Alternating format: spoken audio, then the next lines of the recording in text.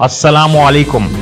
On news Karachi से मैं हूं साजिद रायवन। सबसे पहले एक अहम खबर, राजपूत बरादरी लोधरा और भावलपुर के वफ्द की राना नू की क़यादत में राजपूत कौमी अलायंस के मरकजी चेयरमैन राव नदीम से मुलाकात।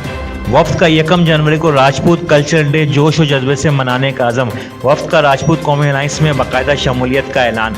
मरकजी चेयरमैन राव नदीम ने राजपूत कौमी अलायंस सोशल मीडिया सेल और राजपूत कौमी अलायंस यूथ विंग के कारकुनान से गुफ्तगू करते हुए कहा कि राजपूत कौम के एतमाद पर पूरा उतरेंगे। राजपूत नौजवानों का मुल्क की तामीर और तरक्की में अहम किरदार है। यही वजह है कि पूरी राजपूत बरादरी की नज़रें राजपूत कौमी अलायंस पर लगी हुई हैं।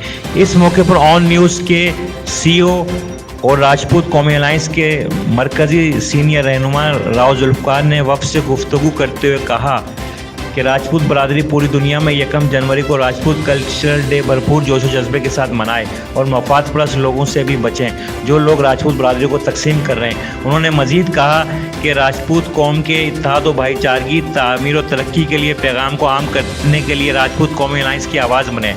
रिपोर्ट कर रहे हैं राव रिजवान, ऑन न्यूज़ कराची।